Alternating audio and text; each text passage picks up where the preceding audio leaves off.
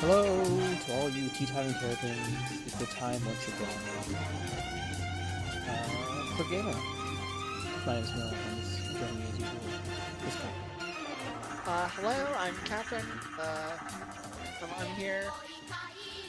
You're at the World Exposition. That's true.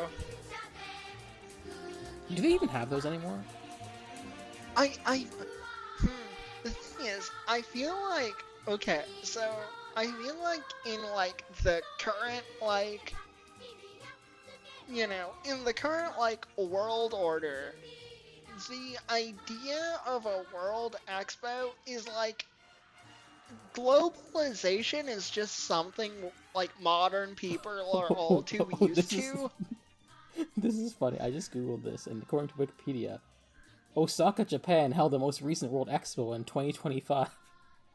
Okay, So the same as this movie. Okay, so I take back everything I was about to say, which is like, oh, in the modern age, globalization is probably like too quaint to like draw people in, right? I mean, I guess the thing is, they happen and we just don't know about it. Right, I feel like at the time this was an event. Big event. Yeah, I definitely get the impression watching the movie that this was an event at the time. Yeah, so we can say we are here recording in Osaka at the World Fair 2025. Not to be confused with the people in this movie going to the World Fair in Osaka, Japan, 1970. 1970. Wow. I thought I kind of thought this movie took place in the 80s or something. No, they say Expo 70. It makes a big deal out of it. Right. How many years is that? 55 years now. Oh. Well, now that we've solved that riddle, what have you been up to? How's it going? It's going good. Well, let's see. Things we can talk about on pod for a first segment. Do you have any other podcast where you would be talking about G-Quux instead? Though I guess probably we should save that for next month either way, but good to plant the flag. Yeah. If we... Yeah, as of the time of recording, the last episode is not out yet. It'll be out tomorrow. And we'll probably have a spoiler cast on the main feed. That'll be like more timely. But I guess if we wait, we can wait a month. Somehow I've still not talked to anyone about. Somehow I've told. Just shooting some ideas. Don't schedule around me, but if the schedules line up, do you just want to invite me to your G-Quux spoiler cast recording?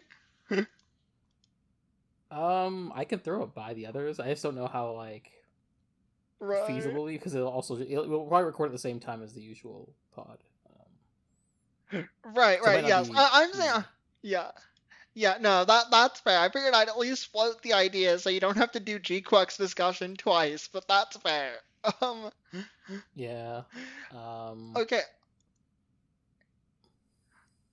I have not Kamen Ridered. Oh, you go.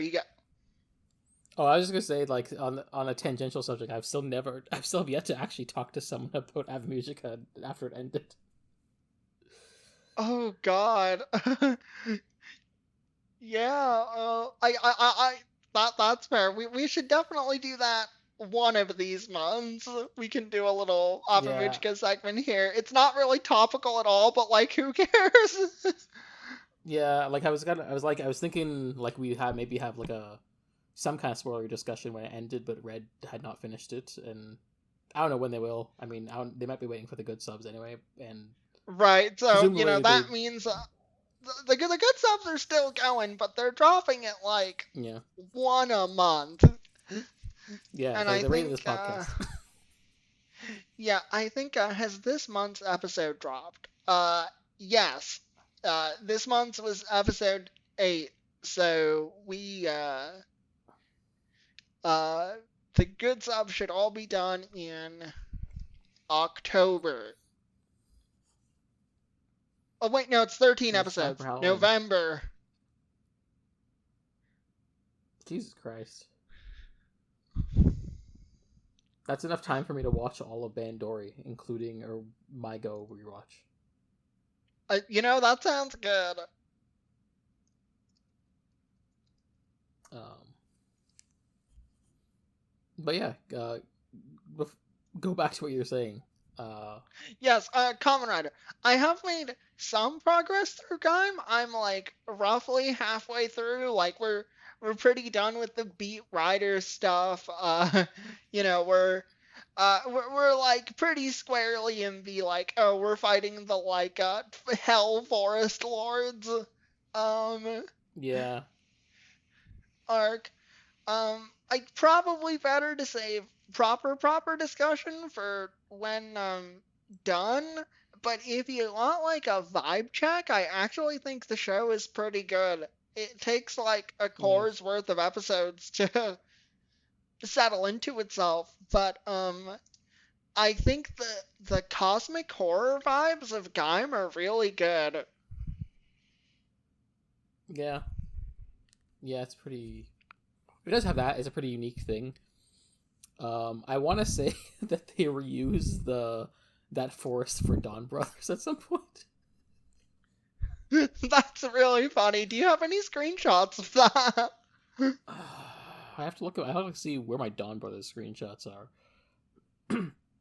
Unfortunately, I'm like a few weeks behind on Go Chooser with my friend because we've just been busy for like over a month. So we're like 6 episodes behind. That's annoying. But not as far behind as I am on Gav, which is the part No. where I say, despite my promise to catch up by the time of today, I have seen exactly one episode of Gav Damn, since the is time. is it that you're not fucking with it, or is it that you are too busy?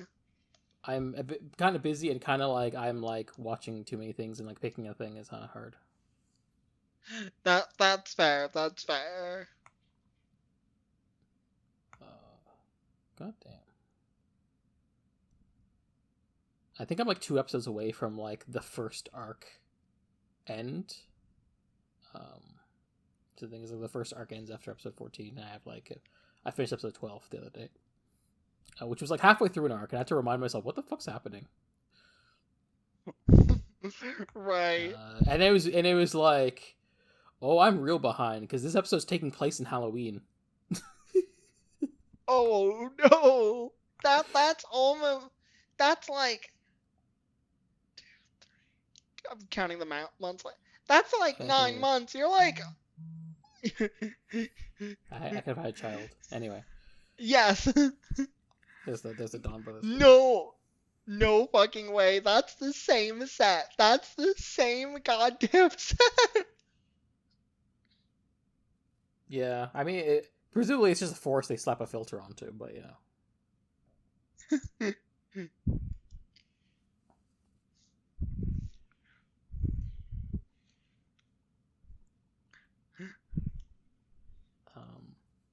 How about those soda riders?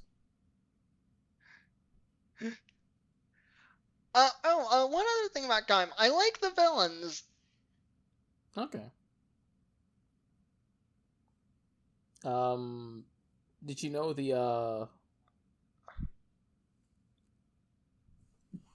what's her name? Marika, the peach Fizz Yes. rider. Did you know that her suit actor is also her actor? She just does her own stunts Oh. in the suit. Yeah, that's one of the things I've really noticed about Gaim, in general, is that the actors do a lot more out of costume fighting with the invest, usually for a little bit before they transform. Oh, that's cool. Yeah, that feels like that does feel like a Heisei, early Heisei type thing to do. Because as you know, Kuga's whole thing is like he punches himself into his transformation, kind of, at least in the start. So. Right.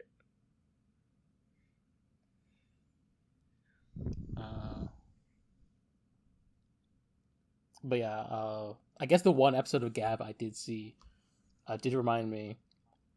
Uh, my favorite part of the dynamic as it currently exists, which I treasure, the staple of every what's it? Every kind of like early Heisei show, especially like the anime ones. Let me get the screen. There it is. Where the primary and secondary writer do not know each other are writers, and so you have this lovely exchange where they're investigating a thing together begrudgingly Oh, because they don't know. that's funny. This feels like a bit that would be a western, be in a western comic to me. Yeah, I think like you definitely get some of that in like Fies and for comedic effect, not comedic, but for like, dramatic effect when you have Yes. like Yuji and Takumi like having like bro talk together, but they don't know the other is like Fies and the horse Orphanok. So Yes, Kamen Rider Fives gives me real X-Men vibes. that's interesting. I guess they do have like the weird genetic school. Yeah, it's the weird genetic school. It's like kind of the like soap opera-y relationship drama, kind of like the Yeah. fusion of those two aspects feels very um X-Men to me.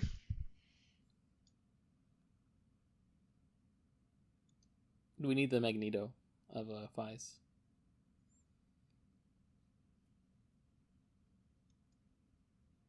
I was like last year. I was like watching. I tried watching the animated series for X Men. Because people were talking up the Oh. new show X Men N97. Yes, Uh, I did quite enjoy that. and I got like I got like 1.5 seasons in, and then like I was like, I need to get back to that. I fell off because I got busy, and then right as I had that thought, I remembered I was now in the world where Disney Plus is on BDS, and I'm like, well, maybe I'll wait. Maybe I should just wait for this. Right, yes, that makes sense. That's why I have not watched Andor season 2. Yeah, it feels weird because I'm like, I see a lot of like capital C communist Twitter posting about Andor, and I'm like, do they not know that's on BDS? Right. Uh, yeah, it's weird because I'm like, I feel like if they knew they wouldn't, but also no one knows or thinks about it, and it's weird. It feels weird. Like the podcasters we know who are like communists, but not capital C communist podcasters, if that makes sense, are like better at this than like the capital C communist accounts. Right. Yeah, I get what you mean. That is a funny contrast. Um, but yeah, what else? What else have you been up to? Uh, I've been reading a lot of manga lately. Like what? I let's see. I read Shimeji Simulation. Um, I read Oddman 11, and I've also been reading the One Shot collection by the Hoseki no Kuni author. Okay, I actually never finished Hoseki no Kuni. You should. It's real. It's really fucking good. It's really good. I said this on the most recent podcast we recorded yesterday. But it is the awkward situation where I have exclusively not seen read the final chapter. Yeah. And I'm like, I guess I probably should just read that chapter, but also I'm like, should I just reread it from the beginning because of how long it took? I don't know. Yeah. No, I think that would be good. Because it's like, I pretty sure I started reading it because I liked the anime, and that was just like pre-pandemic, and then at some point I was current with it, and there was a lot of hiatuses, and also it was monthly, and so Right, yeah. It came up because we recorded episode 108 yesterday, so. Oh, that's really funny. And so we're like, oh yeah, that's a Buddhist number. I don't know anything about those manga you mentioned, to be honest. Well, they're all very good. So if you look them up, and if any of the premises seem interesting to you, I would recommend them. Okay. I've just been kind of bad at reading manga just generally, unfortunately. That's fair. It's like, for some reason, like comics are like hard for me to read. Right. But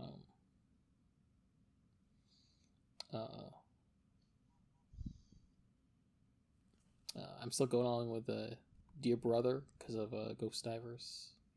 Yes, I had my own like independent watch of that before it started on Ghost Divers, and like before all that, but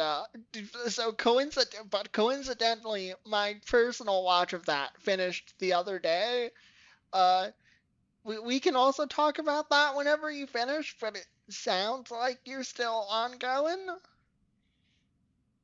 Yeah, like I'm keeping current with the pod, which means I'm at episode 20 right now, so. Okay. Well, we'll save. I don't remember what rate Ghost Divers comes out, but we'll save that for like next month or the month after or whatever. Yeah, I might need to pick up the pace just because it's bleeding into other podcasts I listen to for reasons. Right. So I should maybe just like go full steam ahead on it. Just like, okay, whatever. It's just gonna. But it's good. It's a good show. I like it. I had the most unhinged take as I was watching the episodes on Friday, and I was like, let me find my specific. Do I have my specific kind of?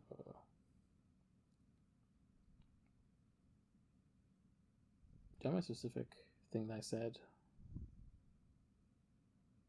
I'm absolutely not going to bother editing this out because I'm lazy. No, that's fine. It's a naturalism podcasting. Yeah. Okay, I found it. It feels goofy to say this, but Dear Brother tickles my brain in a not dissimilar way to Fies, with eerie instead of explosions. That's why I posted. Yeah, I can see it. My follow-up conclusion was that Kusaka would fit right into Dear Brother if he was a high school girl.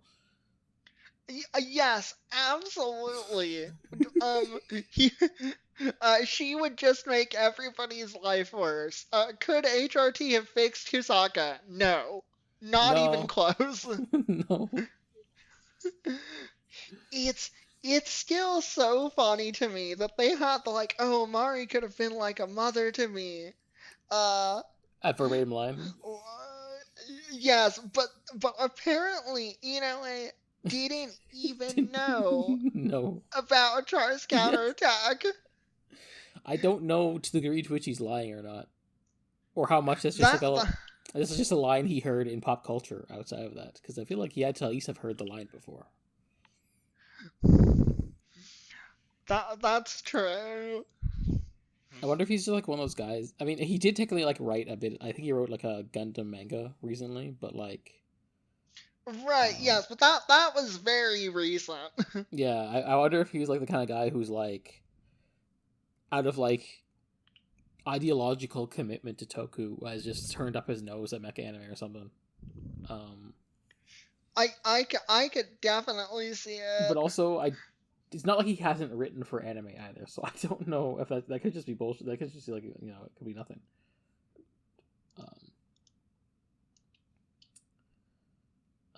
Because I know he wrote Death Note, the anime. He also wrote Season 0 of Yu-Gi-Oh! Very, very questionable adaptation of that part of the source material. Oh yeah, I forgot. He wrote to the original Devil May Cry anime, which means I have to watch that at some point. I'm sure it's better than fucking the Netflix one. Yeah. He's the lead writer for something called Galaxy Angel, which got 1 billion seasons.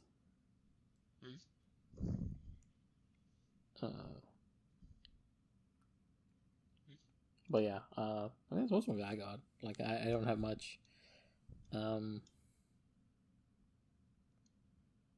Yeah, it's been slow on the media front just because I've had a really busy time because of all the graduation stuff I've had to do.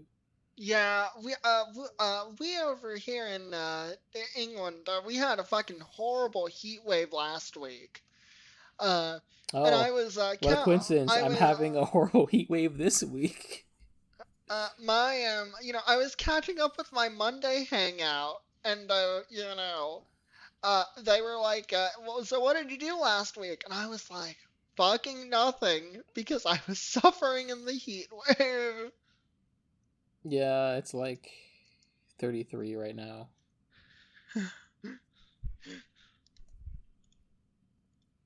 Which is not a good place to be.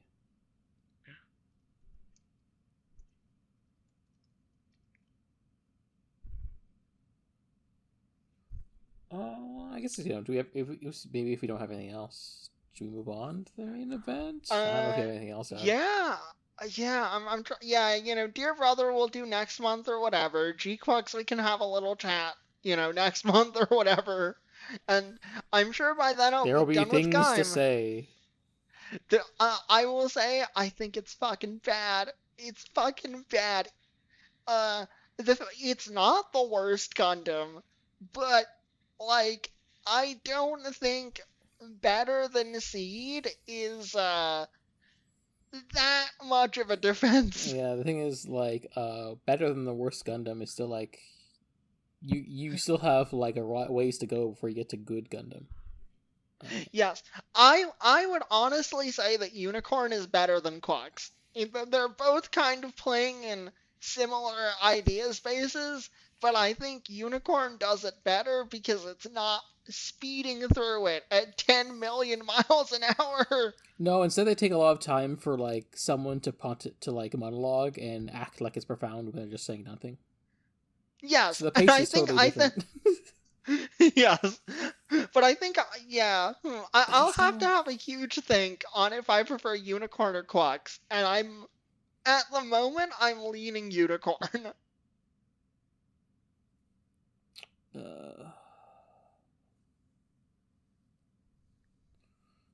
Yeah, I don't want to think about it, but we'll watch the final episode tomorrow. Yep. Oh god. Yeah, the world where we're recording this on Wednesday instead, this episode is like 2 hours longer because I'm just complaining about J-Quux the whole time. Maybe it was best. Maybe it was for the best. That's true. But for now, let's move on to the main event. Well, top in.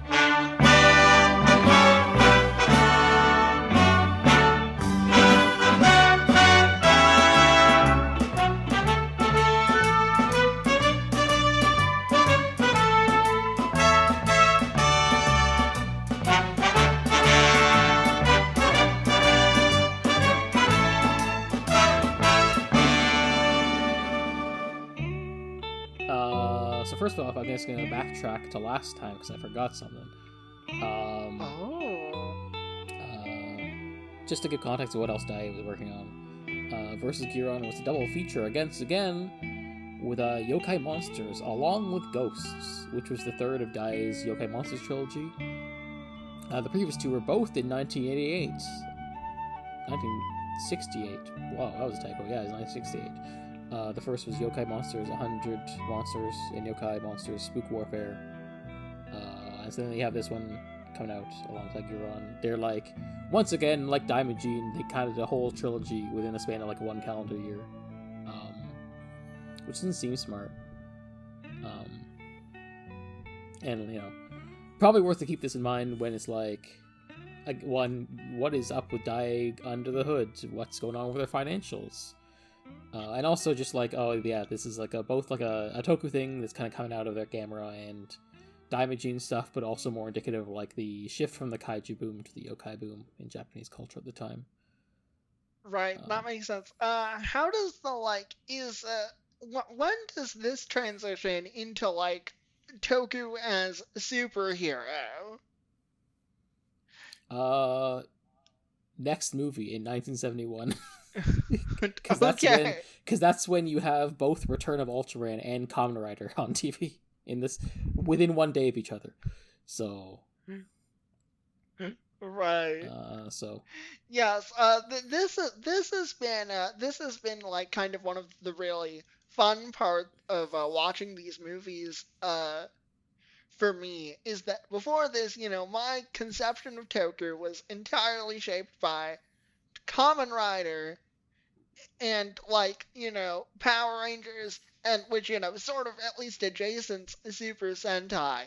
So it was interesting to see Toku stuff that like plays in a different genre. Like Gamera's not a superhero, you know? Even when they like portray him very yeah, heroically, it's not the he's the same friend to vibe. the children.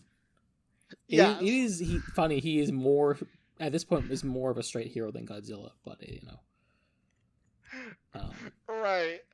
it's still like very much framed like Godzilla movie where the Gamera is the you know the hero, is a superhero. But yeah, as we discussed, the Japan World Exposition of 1970 was set to occur in Osaka. So this new movie jumped in on that for its premise. It's gonna make it timely. These movies are coming out once a year anyway, so you know why not. That said, Yes. it did appear to be. Oh, Yeah. sorry, real quick. I just wanted to say the like the like World Fair stuff in this movie made it kind of feel like a tourism ad in spots. Like I know that's a little Yeah. mean, but It's weird because it appears to have been a last minute thing because it like Dai didn't seem to have a sponsorship deal with the expo the way that Toho seemed to have already. So it's more like they're just like, hey, can we just put it in the movie? And they're like, yeah, sure. Director Noriaki Yuasa was actually allowed to tour the expo grounds in advance for the film's production, but he was specifically asked not to have any of the pavilions destroyed in the special effects scenes for the movie. oh.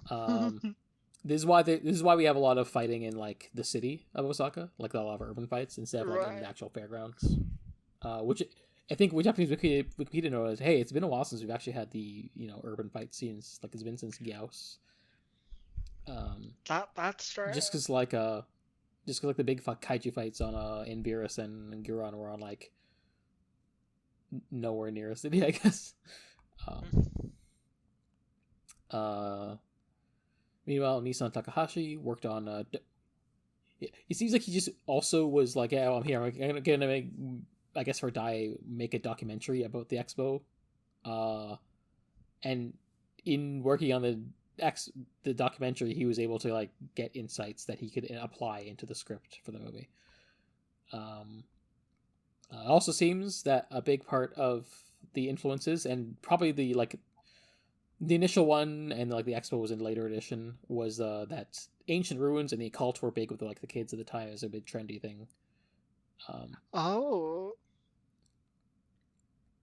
It's also noted that this is the second time in this franchise we see Osaka Castle. since the second movie? This is kind of just me spitballing. But I know that there was an occult boom in Japan in the 80s, which kind of led to a lot of stuff like Shin Megami Tensei and all that. So I wonder if part of that is because the kids who were into the occult when this movie came up grew up and were still into occult stuff. I wonder if maybe that is the case, because it is definitely a case of like we see cyclical trends. Like there's definitely more of like we're also like in the middle of like again like the yokai boom, which is kind of like a more of a horror boom relative to sci-fi kaiju stuff, and then we're about to get back another sci-fi kaiju ish boom again, in the 70s, but also then mecha anime is going to hit, and that's going to like fundamentally change Toku. Just as like, oh well, now there's something out competing Toku. So that's the thing we're kind of contending with as we just kind of wrap up our early 70s Ultraman with Leo. Just like, oh, that's in the background. There's like a big Mazinger's just doing better than Ultraman.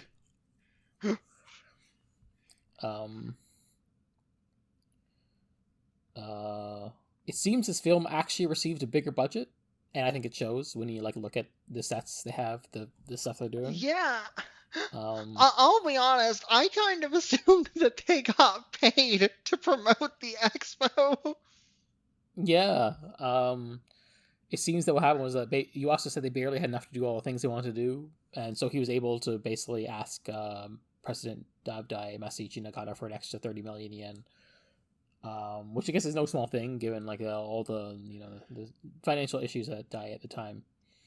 But they were able, like the power plant we see later in the movie where Gamera goes to like basically collapse and where his body just kind of hangs out for most of the movie. That Ocean's Eye power plant, they use that 30 million to build that new set. Was it, at least that's like the main thing it kind of went to. But yeah, Right. It seems like they actually had a bit more of a budget this time relative to the previous two movies, and that's cool. They also note they shot the quote unquote fake elephant infection documentary in cooperation with the Tama Zoological Park. I assume that the thing where we see the swollen trunk is a prop, but it seems like they maybe use real pig roundworms? ? I was unclear, but it was gross, as we'll talk about later. Probably not in too big detail, but you also said that they applied a filter. Yeah, so we also said they had to apply a filter and make it black and white because it's like otherwise this would just be too unpleasant to put in the movie. So understandably. I also think the budget is maybe reflected in this. We have kind of a bigger cast this time too. We just got more characters again. That's true. That I think that we'll talk about this when we get into the like plot discussion part. But in a lot of ways, this movie does feel pretty stale. But I do appreciate how they have a little bit more like scale and money to put into it. Yeah, I think you're going in a similar direction as I am, thought-wise. Yes, you're like your media thread post thingy for it was like they sure made 6 of these, huh? And yeah, I didn't have. Yeah. There'll be a point here which will maybe sound resonant with that. Hiroshi's played the Japanese kid is played by Tsutomu Takukawa, while Tommy, not to be confused with Tom from the last movie, is played by Kelly Varus. We always say that I have our token white kids in these movies now. Is know that Hiroshi's. Oh yeah, go. The token white kids in these movies are so funny because they can you can tell they are really struggling with enunciating out their Japanese words. Yeah, I mean, I think I have no. I believe fully they can speak Japanese fine, but they sure will pronounce it with an accent. Yeah. I think their parents are probably worse. Hiroshi happens to be wearing a baseball cap of the baseball team owned by Nagata. Remember? That was a thing I mentioned way back when. Yes. Remind me, I when heard did he they was get? I don't know. Well, when did they Hmm? get rid of this token white kid thing? I don't know, but if I'm gonna have to have a guess, it'd probably be the next movie when we stop having the Gamer movies for 10 years. I assume next movie is the last one to have a token white kid. To be honest. Oh, okay. So Unless they bring it out. is this one the last one of the era, or No, next is one, the next one? Yeah, next this movie is 70, and next one is 71, and after that we have 80. So now we have a 9 year gap for the August movie. Right. Yeah. I think I read that like Nagata stays owner of the baseball team for a very long time too. I don't know. I don't care about baseball, so I'm not gonna look it up. But I just think that's funny. No, I'm not like. We love a dude with multifaceted hobbies. Let's put it like that. Sure. We have our guy Keisuke, who's like the older younger guy. He's like the basically kind of like I assume he's the sister's boyfriend. That's what it said on like Wikipedia, even though it isn't clear in the movie itself. But he's kind of like the older That's friend. kind of the like vibe of the first scene, right? Yeah. And then I swear he and the girlfriend never interact. He and the sister never interact for the rest of the movie. It's true. Yeah, they were just setting up some flavor lore. Yeah. But yeah, Keisuke is played by Ryo Hayami, though notably, this wasn't the stage name he was using at the time. But I'm gonna bother getting the original stage name he had for this movie, because not the one that actually matters. Ryo Hayami would go on in like a couple of years to play a different Keisuke, the protagonist of Kamen Rider X. Oh. So that's cool. Yeah, I've heard of some of the show writers, but I don't think I've heard of that one before. I think X is the one immediately after V3. Okay, that makes sense. So it's between V3 and Amazon, if I'm mistaken.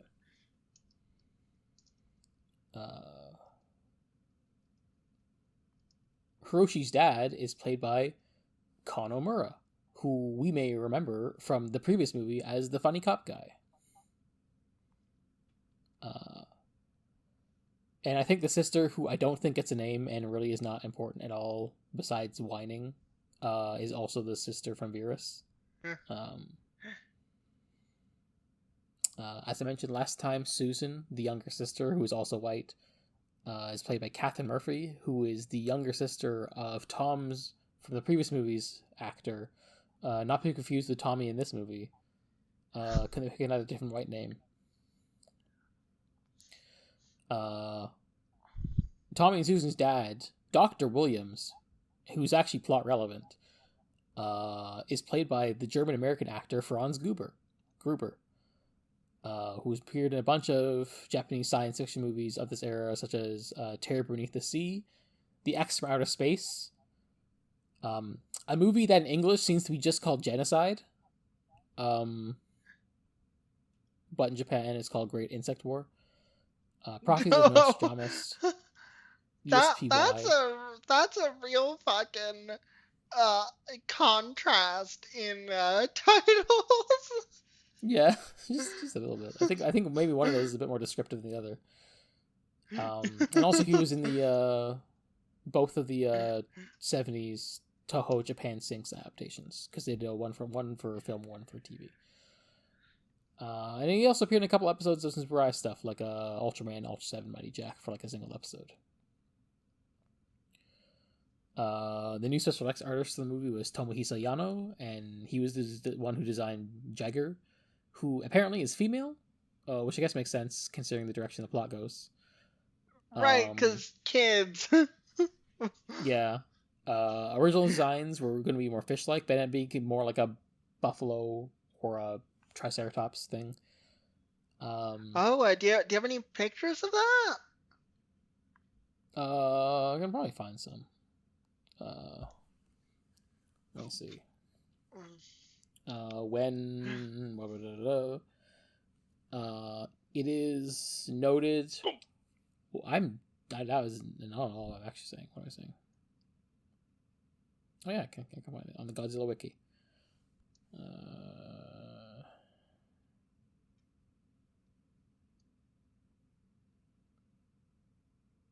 There you go. That's some fish.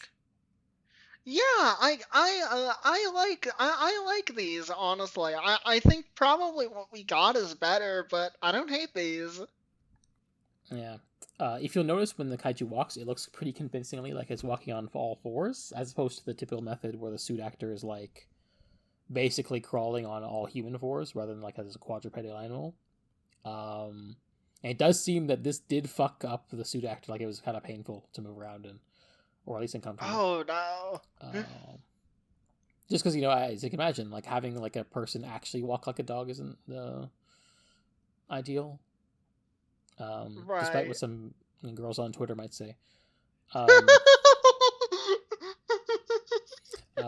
Sculpting was done by Kaimai Productions, led by Azo Kaimai. Twitter puppy girls, I'm with you. This is not the official podcast stance. We have an internal civil war here.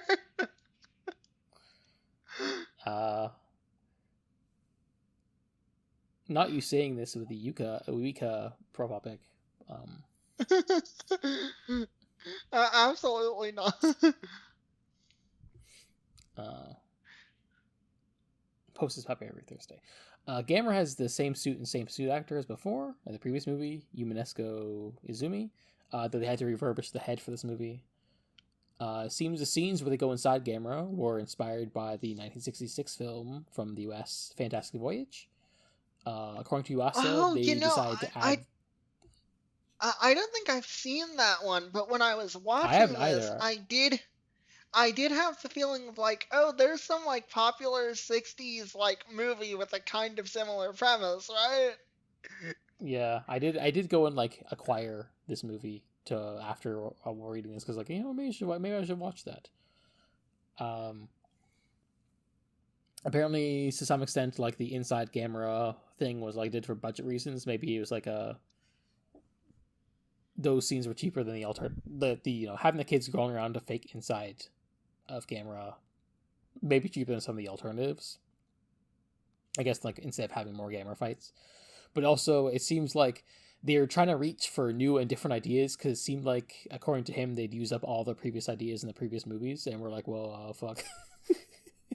I think it shows in some of the plot of this movie. Yeah, I never would have guessed. Incidentally, at a stage show held at the Expo to promote the movie, was the only known official fight between Gamera and Godzilla, with Konomura as the narrator / MC. So just for a couple days, they had like a stage show where Gamera and Godzilla would fight on stage, and never again for some reason. I have to assume the reason is Toho is like really precious with Godzilla for some reason. Right, because it's like their main guy. Yeah. And yet the MonsterVerse exists. I've not seen those movies, but I've heard they're not particularly good. For a bit last year, I went and watched all of them and went to go see Kong vs. Godzilla in the theaters, just as like a not versus, but like the New Empire in theaters. So I was like, this would be a funny bit to do for the podcast, and it was funny, but those movies are just kind of mid.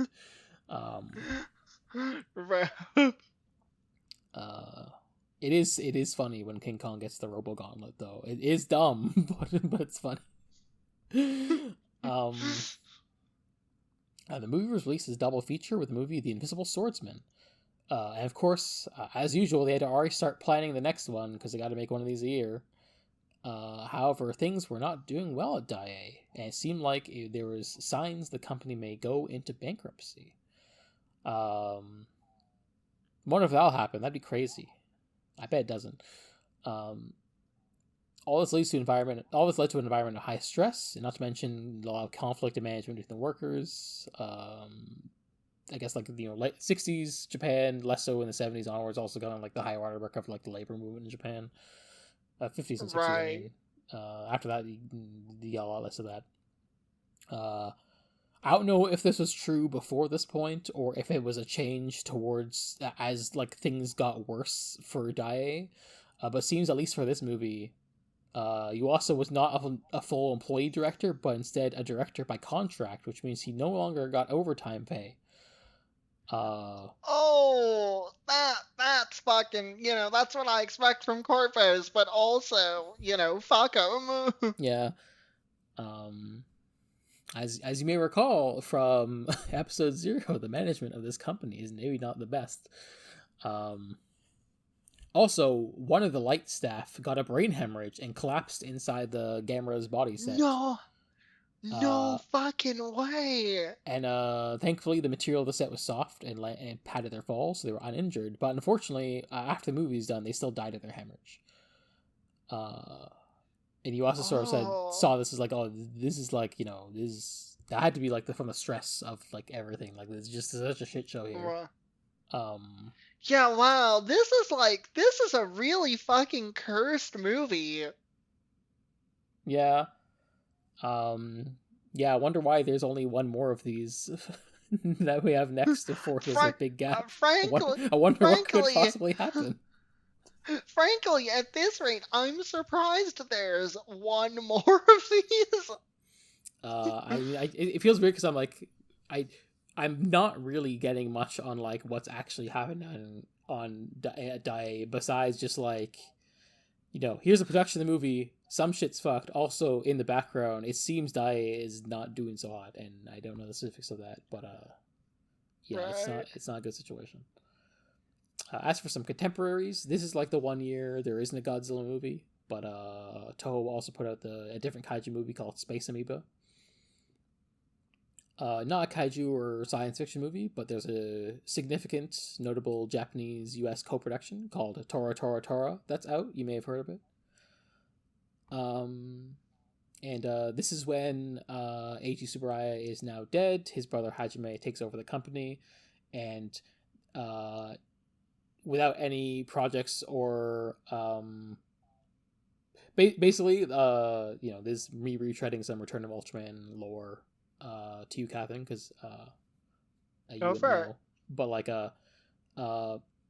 during like the 60s Ultraman stuff, because the president was Eiji Tsuburaya, the guy who basically made the suits for Godzilla or did the special effects for like Godzilla, Rodan, etc. Like, brought those movies to life.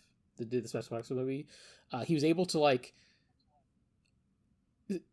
do personal favors to that Toho let him like use a lot of their old suits, a lot of their sets to work at their warehouses, like even though they was a separate company for Ultraman and stuff like that.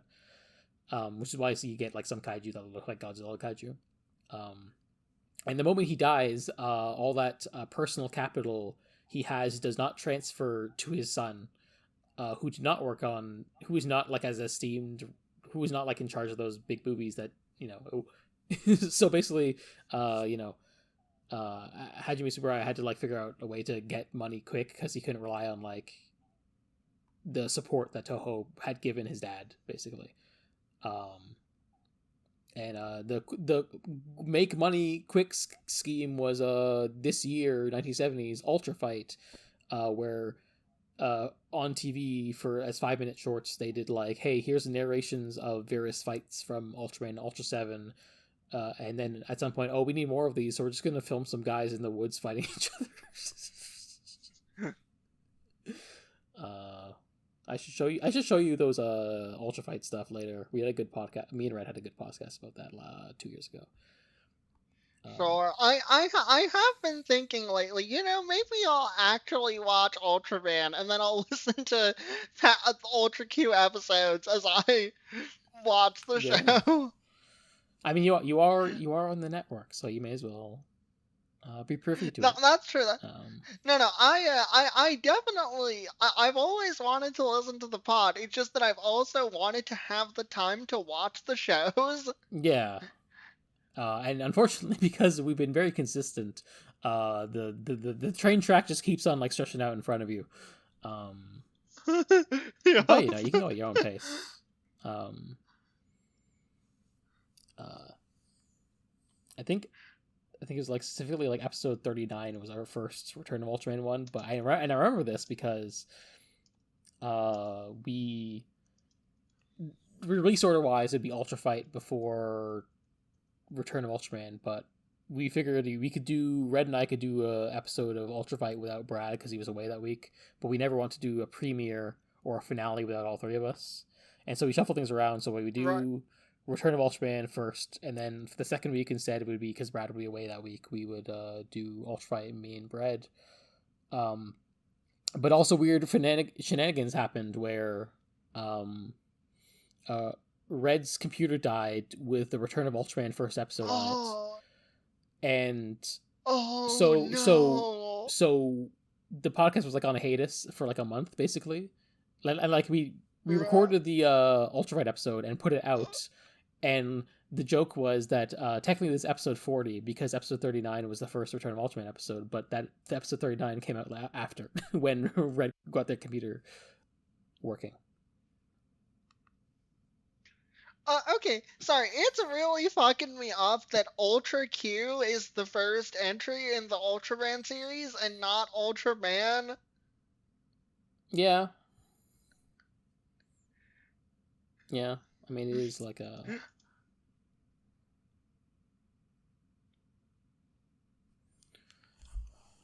Yeah, it is, it is just, one of those things.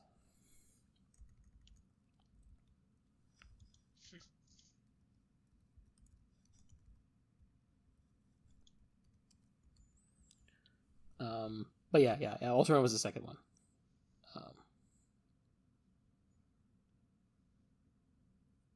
But yeah. Anyway. I got a summary poem. Go for it. So here's the poem for Gamera versus Giant Demon Beast, Jiger. World Exposition. I think I have deja vu. Don't touch that statue. Let's dive into his body. That sound sure sticks in your brain. How'd I do? Yeah, I mean, not that much happened in this movie, so. Yeah. Like, I said this near the start of the discussion, but honestly, parts of this movie feel like a tourism ad to me. Yeah. We're gonna start off with a clip show first. We get Baragon back, nice to see you again. And then we get Hiroshi, our Japanese boy protagonist. He's like, I want to go to the expo with Keisuke. And meanwhile, his dad is making a submarine. Where have we seen this before? Yeah. Also, he has an older sister, and she's a grouch. Keisuke then shows up and takes Hiroshi away. But also Hiroshi has a postcard from his white friends, Tommy and Susan. And we get the return of a weird Pacific Islander Orientalism, though I guess less bad this time around. Mostly because we don't see as much of the Pacific Islander. Yeah, mostly because they don't spend that much time on it. If they had spent more time on it, it would have been pretty. Yeah, it's just like, hey, here's a photo of like a weird statue they're gonna bring from the island, Wester Island, and we're gonna bring it to the expo. And they go to the exposition, and it's like, hey, look at all these pavilions that you can see when you go to the exposition, now currently in Osaka at the time of this movie in theaters. So true. It really makes this movie feel dated in a way that like none of the other ones are like super dated, you know? I guess it makes sense. Like it's like some things are ripped from some things that got ripped from the headlines in the previous movies are like things that are timeless in a way. Like like the thing about Gyaos and like the urban development stuff, like even if that was like a commentary on a specific moment and that specific moment of Japan's history, it's like a thing you can like understand across time. And Right. hey guys, look, it's a specific fair at this specific year in this specific country, localized within my kitchen. Yeah, it does like make it feel a bit weirder because it's like less. It's very like dates itself in that way. Yeah, so we got the different pavilions of different countries and also different tech industries. And so the theme is the progress of humanity. So we're going to show both the past and the future, not just like new fancy technology, but also like the ruins. This part we get Keisuke's discovered to be an archaeologist. He's part of Dr. Williams' team.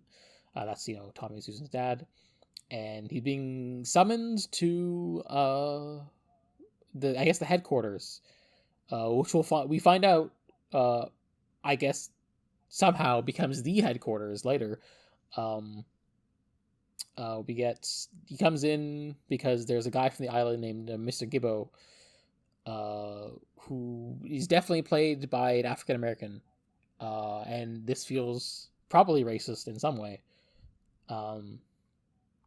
He's like angry about like, hey, you shouldn't be taking our artifacts, and also there's a curse and stuff, and everyone's like, curse, but we live in the world of science. You superstitious island native, you. And they're like, this is gonna be a time capsule. We gotta investigate the past. We gotta know if the Pacific cultures are like revenants of the lost civilization of Mu, the lost continent. Definitely into stuff that would be into occult stuff. Yeah, because Also, I'm not like a frequent occult reader, but I've seen enough stuff that comes from that vein. yeah. So it's like I was like, man, I've heard of that. And then Mr. Gibbo at some point says, Jiger, and then he storms out and leaves. And everyone's like, what the fuck's Jiger? Anyway, we cut to the island where we get some like cool ass composite shots with matte paintings. You've seen these, right? I mean, Yes, you've seen the movie, but, yes. just like that. Just wanted to like show you the screenshots because like, oh, these are cool. This is cool. Like we get like the shot of like the matte painting of the statue, and like we see the composition of the camp underneath it.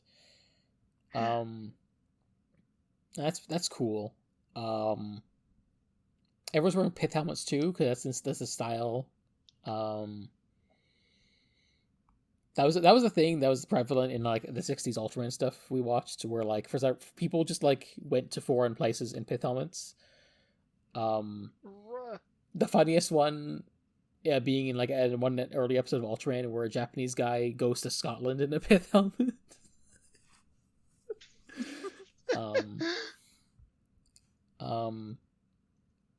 But yeah. So they're gonna move the statue, but then Gamera shows up, and Tommy and Susan are like, "Don't worry about it. Gamera's a friend. And Hiroshi said he's a friend, and it's cool."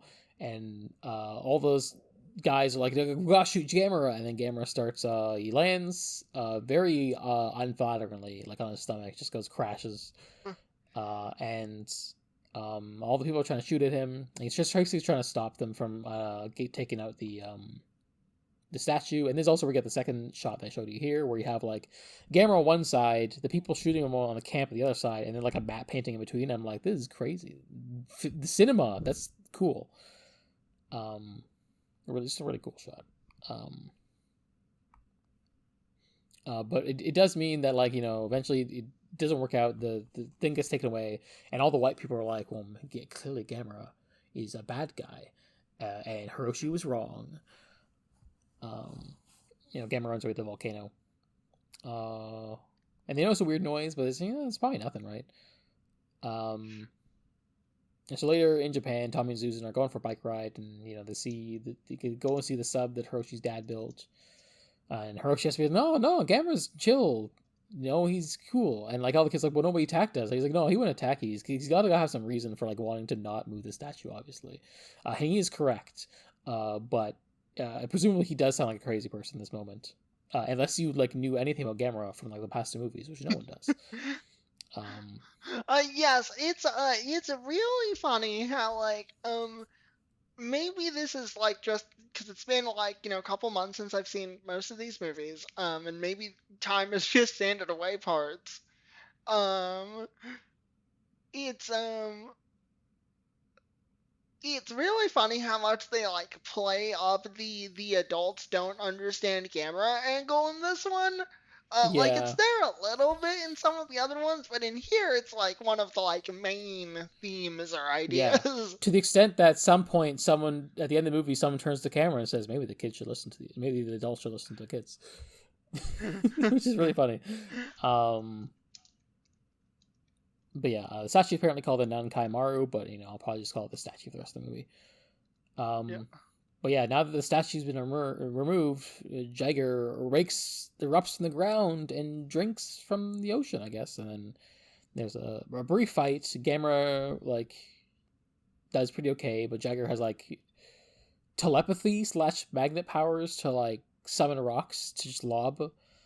Has steam vents, I guess, and also just like she wins by like basically doing the thing kind of like what Giron did within Shuriken's last movie. She just like shoots arrows into like Gamera's elbows and knees so that Gamera can't actually retract his arms into a shell. So just kind of like flopped on his back, and then she goes into the ocean. It's like, see, I'm gonna go to Japan. And meanwhile, in Japan, at the docks in Osaka, they're like there's something going on where they're trying to get the statue onto the boat, but all the sailors are like feeling real sick and are dying. Well, maybe not dying, but they feel having a rough time, and they can't actually move it. And so Keisuke gives a rousing speech to the dock workers, like, "Hey, help us with this. I don't, for the expo or something." And they all enthusiastically go move it, and there's like a jump cut as we get to. I think what happens is like we get like Keisuke rousing them to the dock workers to move the statue, while the people on like the helicopter's like, yeah, we don't know what's up with the people under the deck, and people under the deck are all like writhing in pain in beds, and then he immediately cut back to like the dock workers like, yeah, well, job well done, we managed to do the thing. Oh, my chest, oh, I'm dying. And yeah, something's happening that's fucking people up. Is it a curse? Hard to say, because immediately after this, Jiger comes and destroys some boats just by crashing into it. And Jiger tries to grab the statue that's being hoisted by helicopter, crashes into some buildings, and then Keisuke just rushes to like Hiroshi's dad's house, and it's like, hey, we gotta evacuate. Fuck, there's a kaiju here. And then someone over the news is like, so Jiger came out of the West Island after being released from the statue. Maybe the curse is real. Very up to date, this newscaster is. And then, yeah, so Hiroshi's like, hey, maybe the statue is sealing Jiger. Again, correct and not believed. And Tommy's like, I wonder what Gamera is up to. And meanwhile, Gamera just like has to like do some finagling once he like grabs the rock with his tail so he can like knock the arrows out of his like knees, so he can like do like at least get his little legs in jet mode. And then he kind of just like rips the arm needles out in mid-flight. I don't know why he couldn't have done that before, but it is what it is. He's on his way. Everyone, we get a brief shot of everyone in a shelter underground. I feel like we've seen this in exactly one of these movies, and I don't remember which one. But it was one like I feel like it was the second one. Right. We had the shelter in the second movie, right? It did, or the third movie? I I feel think like we had a that might shelter in have at least been one the... movie, but I could be. Yeah, I'm a shelter. I'm I feel like we've seen trying it to before, but also, think. this scene is also kind of It's like not. inconsequential, other than just like Yeah, I will say, one thing I do like about this movie is that Jiger has like unique powers. yeah, that does seem to be the thing that you also seems to be like trying to like homing in on. Just like we gotta make these kaiju like fucking weirdos have the weird, unique, crazy powers. And yeah, Jiger's particular has some really weird stuff. That's kind of neat. We have a guy called. Oh yeah, I forgot to mention. There's like the bit where like Jiger like destroys part of town with like a laser beam kind of thing. Not unlike Beargon, to be honest. Which is interesting. Yep. And speaking of which, some guy called Dr. Suzuki apparently told some newscasters who are about to get blasted that there's a super ultra wave which can destroy molecular structures, and we get a shot of like the beam hitting like some soldiers who just turn to skeletons. It's a little goofy. This is when the age of the special effects shows itself. Yeah, for sure. But then Gamera shows up. Everyone's like, "Yay, Gamera!" There's a little fight, some exploding refinery stuff. I think there's a seesaw moment. Once again, Gamera seems to be winning, but then Jiger gets she brings out her hidden tail stinger, and then jabs Gamera in the neck, and then Gamera goes limping away to the beach where there's a power plant, incidentally. And starts going like white or transparent in like the arms and face, and just kind of like flops unconscious. And the kid's like, "No, Gamera," and then the sister's like, "Yeah, shut the fuck up, come on," and drags them away. She's worried for their safety, but like basically everything about this movie tries to present her in like the most unflattering way possible. And it's like, what are you doing? That's yeah. I feel like that's pretty typical of It's this genre of like kids movie, I think. it's just funny because like the dad is just more like upbeat and like pro Gamera than the sister is. Right. But anyway, the Expo HQ is now the military's HQ because we got operations. Presumably there's a professor here, Professor Suzuki, and he does speak, but he's like such a non-entity in this movie that I'm basically like, he's whatever. There's like even a second professor about marine biology who like speaks more. But in any case, they're like, well, we gotta defeat Jiger or it'll ruin the expo because that's like the most important thing here. Not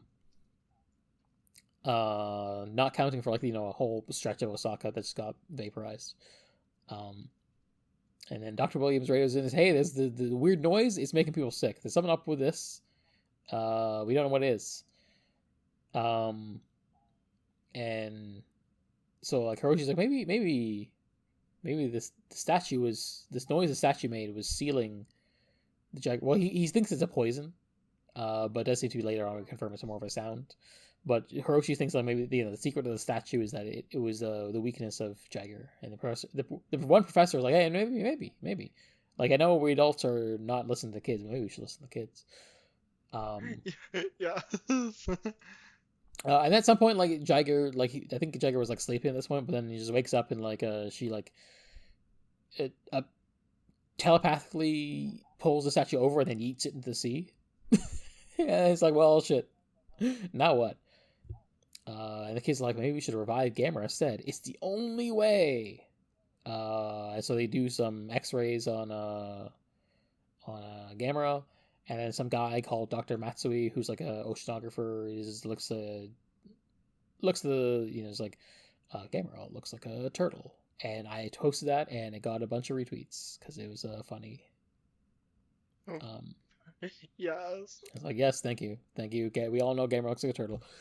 But they say Gamera seems to have some weird growth happening in the lungs, in the lungs, and like there's a puncture into the neck.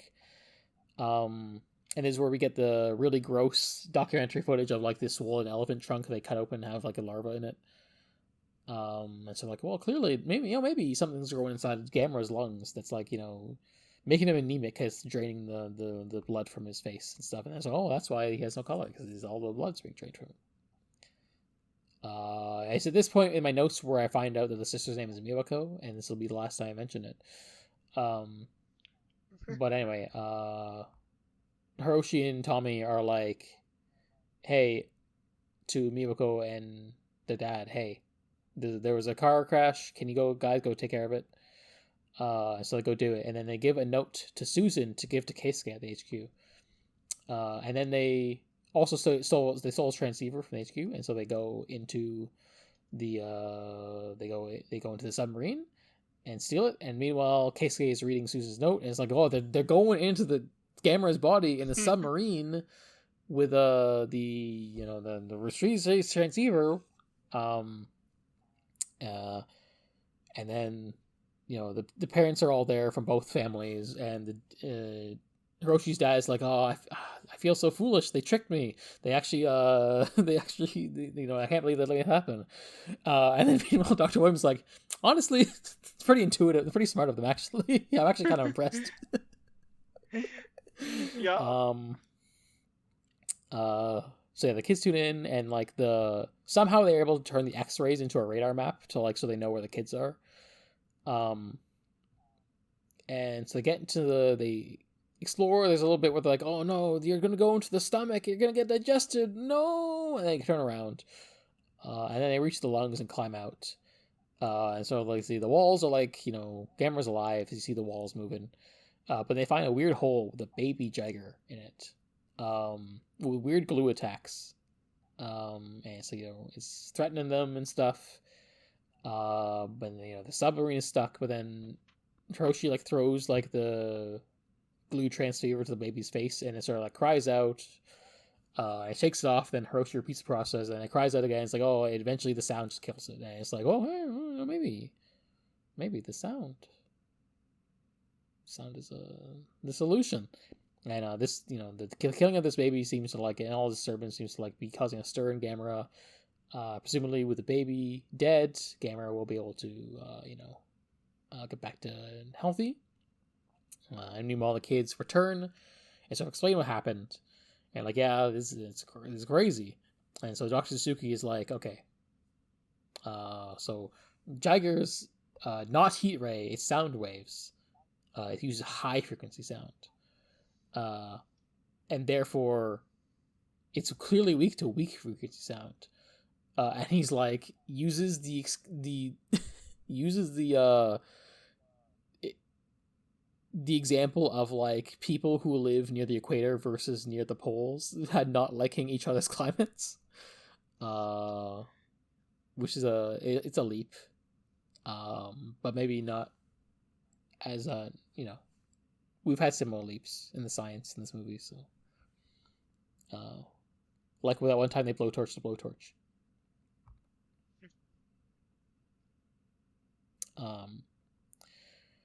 Speaking of which, this is when they're like about to set out in motion Operation Speaker, because Dr. Williams come back and is like, yeah, there's the statue is kind of hollow, it's kind of like a whistle shape, and that sound is what's the devil's whistle. It's the thing that keeps weakens Jiger, and they kept it sealed. And he says that all the sailors and stuff who got sick from the sound had a sound allergy, they were allergic to it. I'm like, that's a crazy thing to say. What are you talking about? Yeah, well, very matter of fact, fact, is the sound? What the fuck yeah, is allergic the to the sound? What does that mean? allergy? What does that mean? Please explain.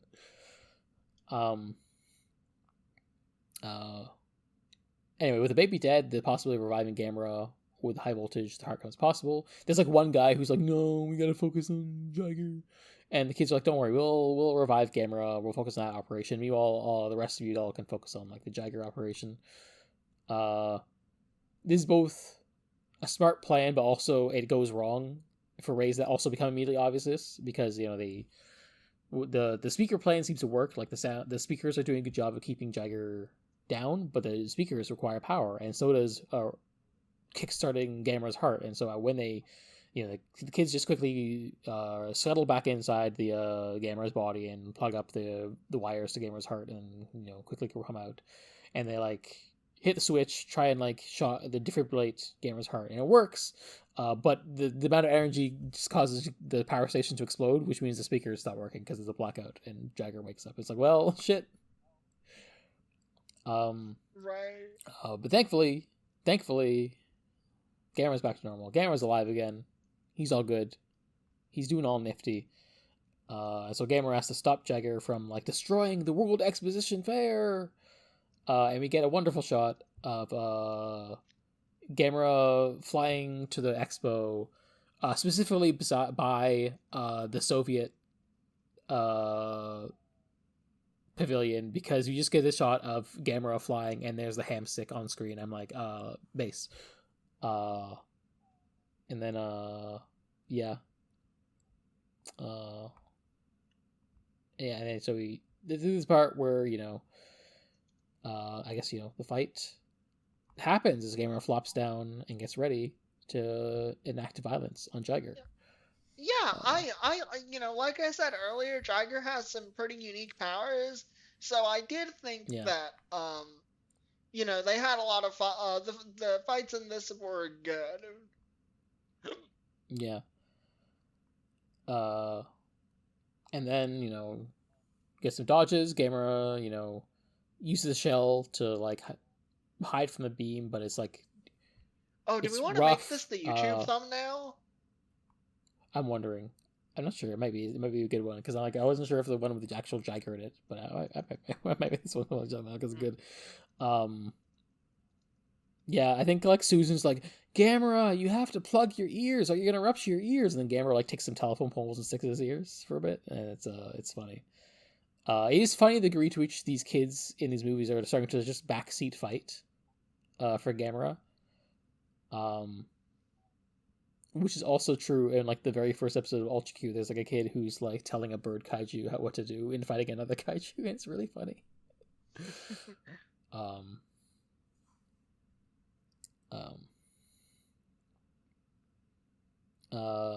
Yes, there's some Gamera like basically beats Jiger's tail with a rock enough that like the stinger just comes out and is like, well, you can't sting me with your eggs anymore.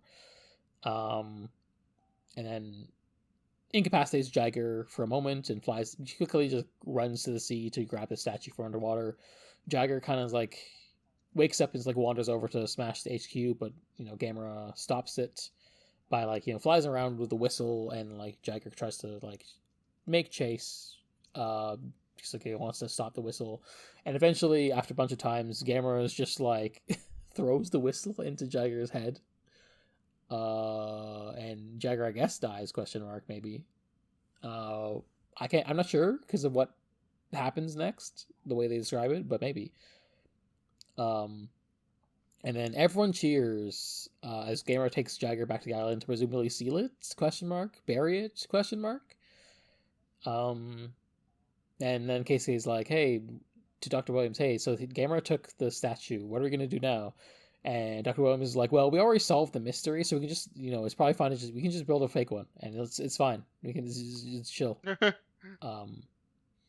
everyone's like, hey, Gamera, we love you, we trust you, bye. And then Keisuke turns to the camera and says, adults should be ignorant to the point of view of children. That's the end. Yeah, it's a movie. I don't really have that much to say about it.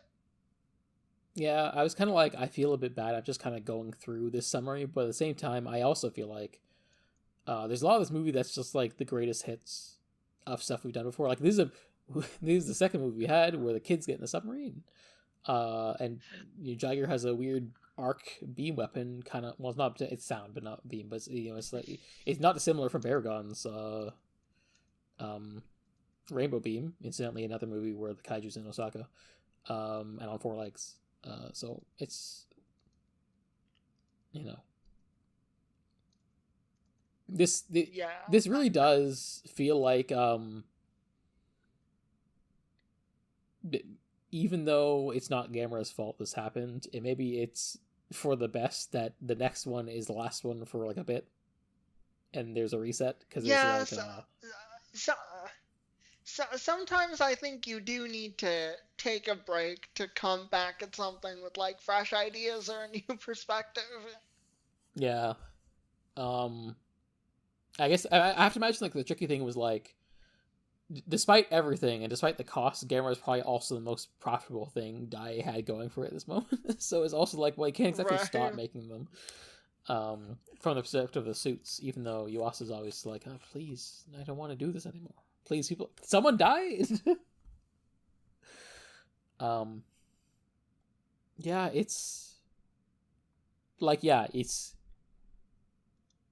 it really is like, oh yeah, like the going into the Gamera's body part is a neat and novel thing that only exists because they were like, we need a new neat and novel thing. We're all out of ideas, please.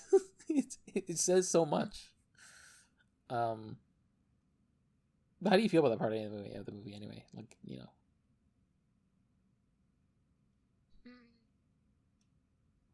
I think it didn't much of an impression. Yeah. I mean, it's nothing amazing, but it's like, you know, it's just, it was like something fresh in what felt like a, not only this is another one of these, we're just like reusing some of the stuff we've done in previous movies. Yeah, that's fair. I think you know, bad form to say this on pod, but I think at some point during the movie I did get so bored I was a bit checked out. Yeah, I definitely felt like it's more, this is like like, this is not a long movie. It's like 82 minutes, I think. And I was Yeah. like, damn, this is, I was checked out of this movie. Like, it was just like, oh damn, you know, it's not. It wasn't Yeah, great. I I was I was really like this was like a real oh I'm checking my phone half the time movie. Yeah, I did in multiple sittings, even though it was like, you know, not a long movie because it was like, it was fucking Jesus Christ. And you know, it definitely shows this is the sixth movie in 6 years. Yup. Um, and yeah, I guess, you know, Jiger's cool, right? Um, Yeah, I like Jiger. she's a little ugly, but she got the neat abilities. Um, I think like the spike and the stinger stuff is more interesting than like the ultra beam or whatever. Um, Yeah. the baby Jiger was a little fun, even though it was like, you know, it was there for like 5 minutes maybe at tops. Um,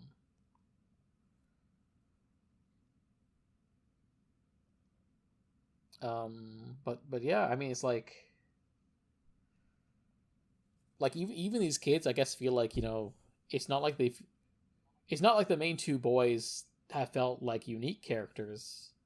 Um,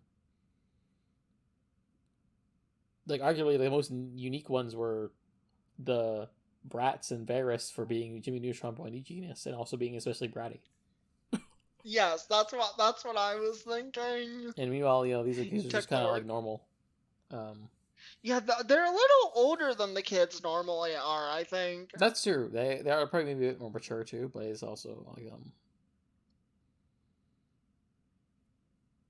yeah, I'm not sure. Yeah, it's yeah. I mean, yeah, I guess. What is it? What else is it to say? The island set was cool. I like the island. I already talked about like those how cool those composite shots the island were. Um, Yeah, I what fucking else do I say?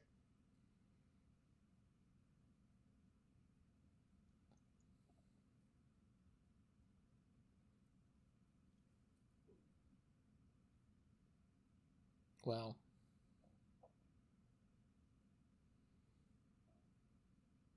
it almost feels bad to have less to say about this than Beerus. Um, Yeah, 'cause I think but also Beerus is kind of unhinged. So, yeah.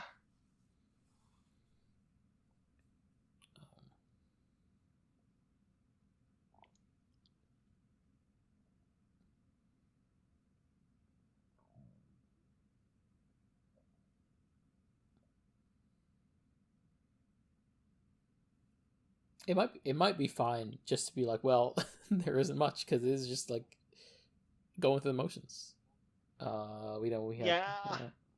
it feels sad to say, Yeah, but also, I feel bad because I really want it to be like, when I come to this pod, I do want to have like fun or funny things to say about these movies, and I feel like normally I do okay, but this time I just really struggled.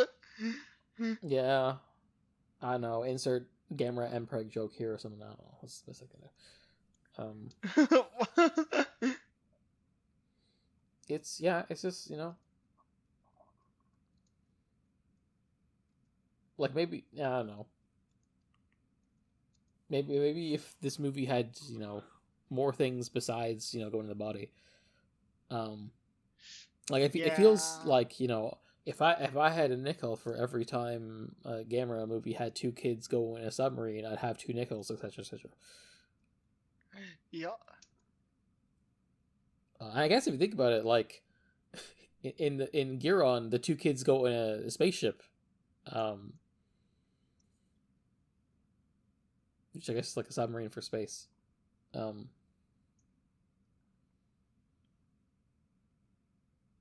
yeah, I mean, I guess it's just what it is. I mean, this is like a 1.5 hour pod, so it's not bad, but it is. Yeah, it is a bit like I guess you could say in a way that form of the pod reflects the movie. So Yeah, like this is by no means the high watermark of Gamera. We'll I almost assuredly have more to say about like upcoming movies. Um, but I at least hope that we'll at least have more to say about the next movie. It's the final one of this era. Um, but I mean, if the movie just is what it is, maybe we just do the kaiju tier rankings.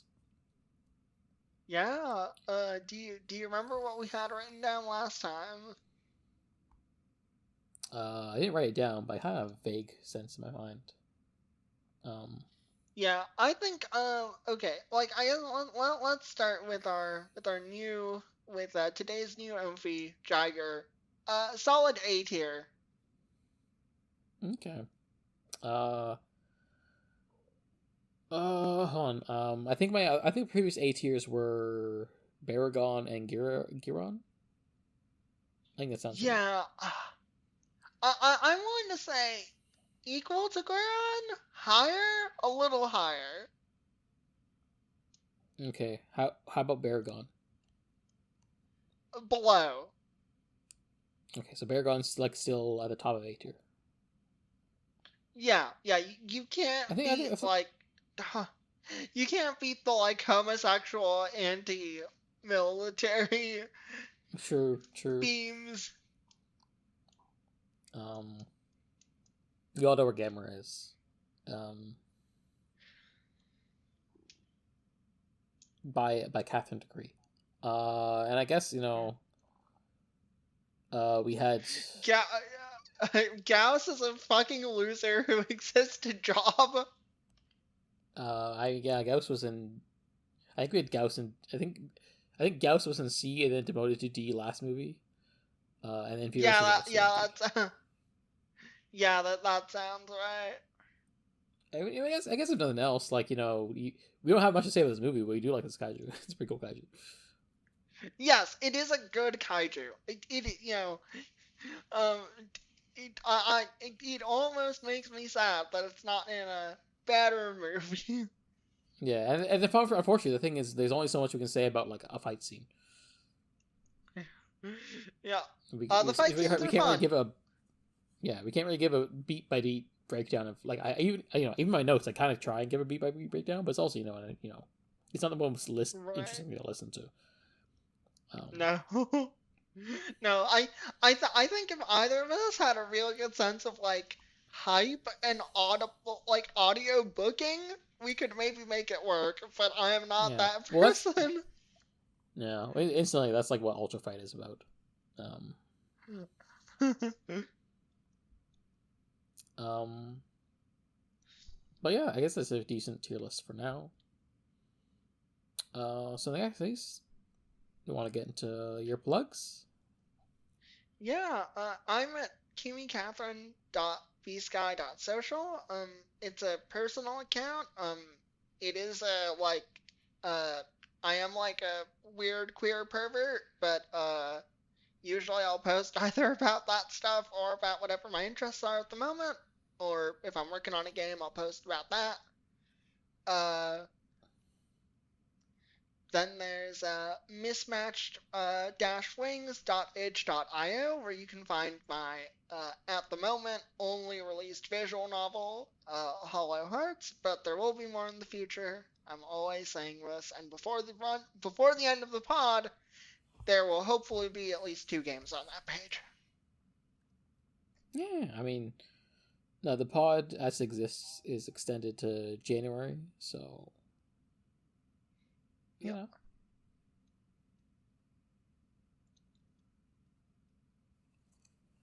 As for me, you can follow me at DeCrowns on Twitter and Blue Sky. You can send an email. No one ever sends Gamera emails at altqpod@gmail.com. Yeah, we got interesting stuff being cooked up for the main feed. If for some reason you're someone who only listens to Gamera ones and not the Ultraman ones, which I think would be like, I can't imagine who would that be. But if you are one of those people, Ultraman Leo just wrapped up. We got a couple of weird one-offs with a Thai Japanese co-production movie with an interesting history, and a manga that was important to the future of the series somehow coming up in the future before we go to the next season, Ultraman 80. Unfortunately, skipping over the actual next season, which is an anime with terrible subs. Well, hopefully one day we'll be able to watch it. But yeah, it's exciting times ahead. Also, more Golden Kamuy coming up soon. I need to start reading. Hell yeah. Good manga. That's a good manga. But yeah, I think that's it for this month. It feels, I feel a bit bad in a way, because it almost feels like we're resigned to like, well, yep, that's it for this month in a way. But it's kind of just how it feels. I'm sorry, listeners. Yeah. Maybe we should have watched it after on Wednesday. Maybe we should have recorded on Wednesday, because then you could have padded out the podcast with G-Cucks. Yeah, we could have potted out with like 30 minutes of G-Quack's discussion, but it's fine. It's fine. This is a decent length pod. I mean, 90 minutes. That's fine. Longer than the movie, so Yeah. But yeah, we want to give your sign off. Yeah, I'll see you in the depths of Atlantis. Or Moo, maybe, as it is in this time. Yeah, this time we're going to the depths of and I'll see you in Shell.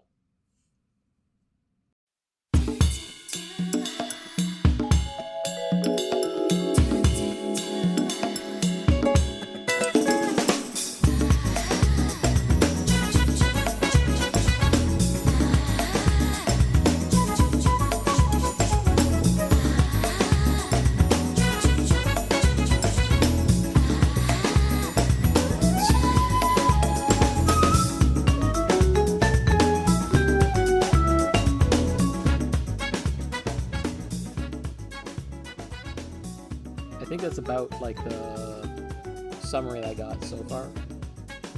What am I saying? That's not the summary. That's the production history. Production is done. Maybe this time I'll actually have outtakes again. No, let me see. I did outtakes for a bit because I thought, it's a nice way to separate this podcast from the and I'm like, that is effort. I don't even think people videos are funny. So easier for me to just not do it. Anyway, world exposition. I think I have deja vu. Don't touch that statue. Let's dive into this his body. That sure that. Ugh. Well done.